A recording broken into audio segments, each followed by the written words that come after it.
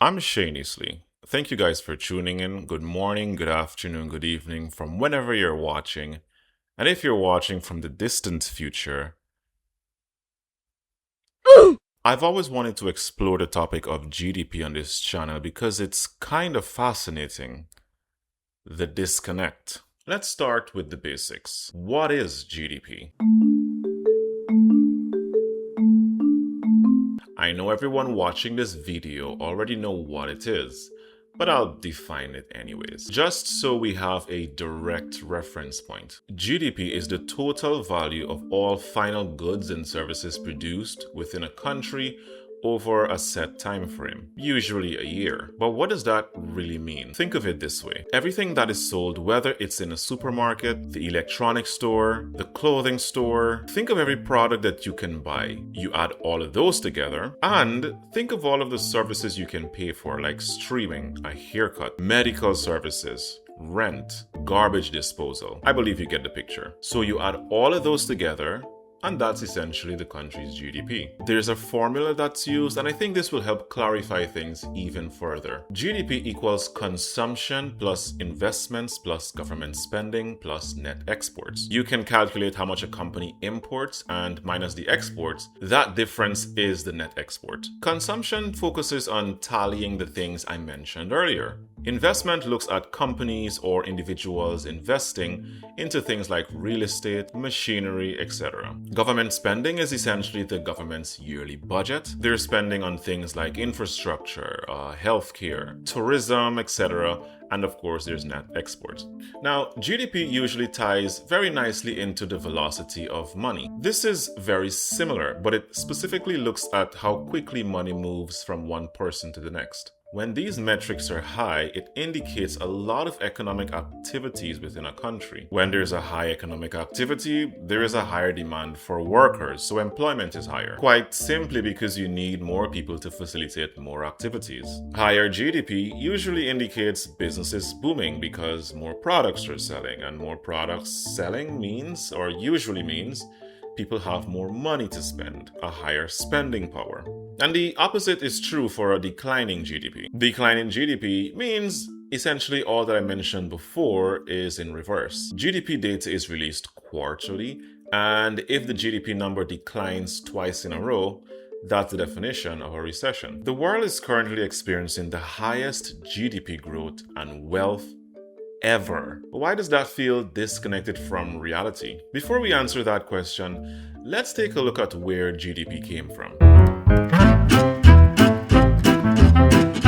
Now, in the early 1930s, the US government approached this guy, economist Simon Kuznets, to come up with a way to measure the US's economic health during the Great Depression. And in 1934, he came up with GDP. Now, before then, there were no reliable way for governments to manipulate with a certain degree of precision their economies. So Simon Kuznets gave them something they'd never really had before, a way to quantify economic activity. This escalated with the advent of World War II as governments needed better oversight and planning. After the war, entities like the International Monetary Fund and the World Bank standardized GDP across countries. Ironically, Simon Kuznets actually warned against using GDP in certain ways. Now, he argued that the welfare of a nation cannot be inferred simply from national income. And to be fair, GDP wasn't the first attempt at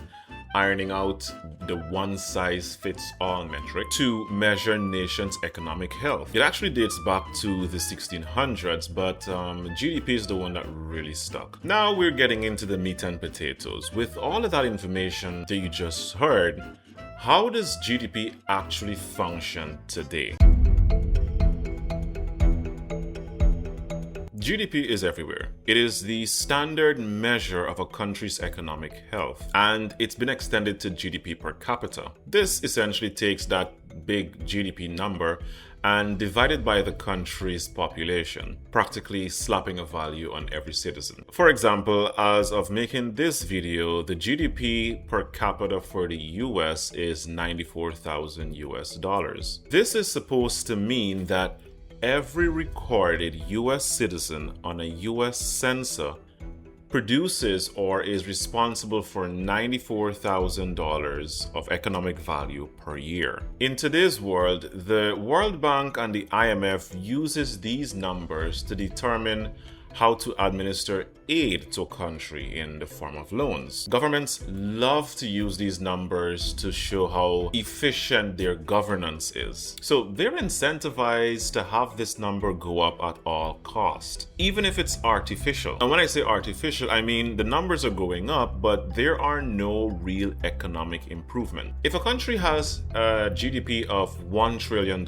in one quarter, but in the next quarter has a GDP of 1.1 trillion, that's a 10% economic growth. That typically indicates that people are spending more money because they have more money to spend. Companies are investing more, business is booming, right? Imagine a massive flood hits a town, wipes out power, destroy homes, recreational center, cars, road, etc. People will have to rebuild. The government spends money to provide relief. Lots of money is being spent to bring life back to some sort of normalcy. Guess what? Yay! GDP just increased. Everyone is better off than they were before. Everyone is happy. No, people are likely worse off than before, but the number is bigger because of the government spending and people spending, some of whom might have just lost a good chunk of their savings. And you see the same across the board. Long traffic jams increase fuel consumption. More pollution creates healthcare spending. More crime creates a demand for security systems. All of these increase GDP, but they do not represent financial growth and stability for most. And I say most because all of that spending is going somewhere, into the hands of the elites that offer these products and services. And we're going to get back to that in a few. There is a growing sense that GDP is nothing but an accounting trick. Let's take a look at Lehman Brothers. Lehman Brothers was for the most part a massive investment bank that collapsed and caused most of the woes of the 2008 financial crisis. Though they didn't cause the GFR, they played a massive role in the aftermath. Months before they filed for bankruptcy, they were making record profits. Persons were receiving massive bonuses, and the company was bigger than ever. They had over $600 billion in assets at their bankruptcy. And what's even more interesting was that their debt was lower than their assets. Yet they were filing for bankruptcy. The assets they had were technically true, but it was on paper. It had no real value. To oversimplify things, they took out massive loans against their assets, and those assets were subprime mortgages. Now, mortgage on a firm's balance sheet reflects an asset, and this is because the mortgage represents future payments or income from the borrower. And if the borrower defaults on their mortgage, the firm can repossess the property and sell it to recoup its money. Except the mortgages that Lehman had were very risky, hence the term subprime. And they borrowed against this. So on paper, they had assets, so they qualified for a loan, even though those assets were not fundamentally or practically secure. Paper magic. Enron is another example of a company that was seemingly performing well one day and the next they're bankrupt. They used clever and I will say irresponsible accounting to make their balance sheet look good while not having real value. GDP is in the same place. The way I see it, GDP has essentially become a number to show how wealthy the wealthy are. When GDP was created, it worked really well because at the time, things were different, much simpler. But it's like a game you've played long enough that you've gotten really good at it. So good that you're able to manipulate every aspect, every outcome, because as you get good at the game never evolved to match your progress. The world has changed much more than GDP metric has. And you might be thinking, well, surely there were alternatives. And yes, there were alternatives introduced. None have really caught on, but it wasn't without trying. One of the most widely known is the Human Development Index. It doesn't just look at income. It also looks at things like education and life expectancy. There's also the Genuine Progress Indicator.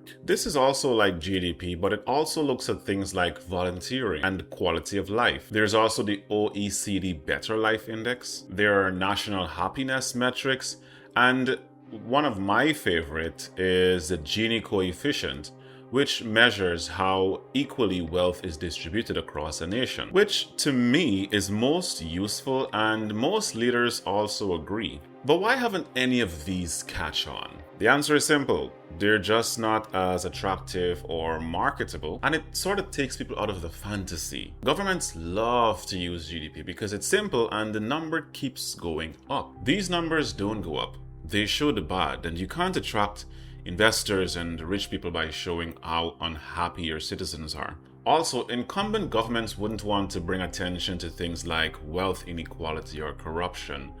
That affects them getting re-elected. But to be fair, GDP is not all bad. There is a reason it became the standard after all. If a country is producing more, that obviously means that somewhere is experiencing growth. And any number that's tracking a country's standard of living or economic activities should absolutely include GDP. The number has played a major role in shaping economic policies, which largely has done a lot of good in lifting countries out of poverty. GDP itself isn't the problem, it's just outdated.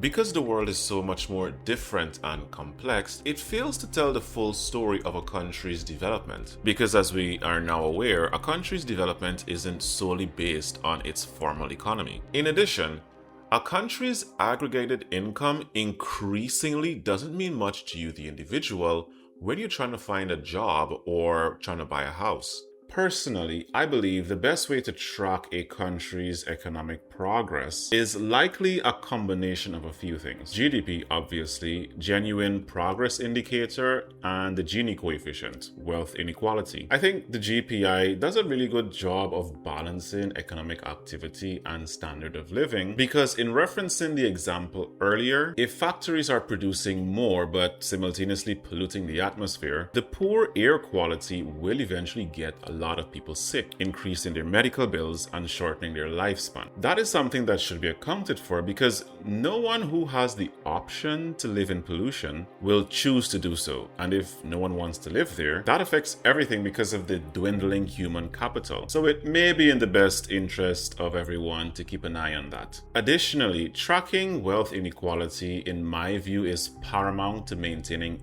any civilization. Because if more people are able to do things, more things get done. I'm not saying a country's Gini coefficient should be 0, indicating everyone has the same wealth or income. That would be ridiculous. I am a capitalist after all, but there has been an alarming amount of wealth transfer within recent times. In the example I gave with the factory and the air pollution, while everyone gets a salary from the factory and there are jobs being created because of the factory produces things that people buy. And when everyone gets sick due to the pollution, the expensive medical bills, it goes somewhere, to the executives of the hospital. There's nothing inherently wrong with this. I mean, people make money after all to spend it for the most part. But life is becoming more commoditized and people just have enough to survive, not to create. And when I say create, I'm not talking about art, but things that add value to an economy. If I'm not constantly focusing on making this month's rent, I may take up a passion for inventing or expanding on a talent that leads to innovation in a particular space. Most of the things we use today or engage with were products of a similar setup. Someone found or invented something that makes life much better than it was before. And it usually comes from people who have some level of wealth because they didn't have the hurdle of ensuring food was on the table first. If more people are able to do, then more people will. The world seems to be moving to a rather uneasy place. And it's interesting because we portrayed them in films and stories long ago as cautionary tales. But we're barreling directly into that kind of future, where the wealthy lives isolated and completely ignorant of the poor. Decisions are made to accommodate the wealthy,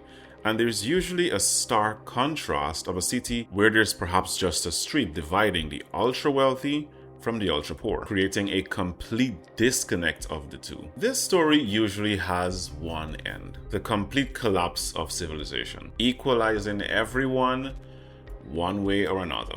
And on that gloomy note, comment your thoughts below. I'm really interested to hear what you think if you made it this far in the video. Feel free to subscribe if you're interested in a more philosophical approach to life's challenging questions. Thank you for watching and enjoy the rest of whenever you're watching.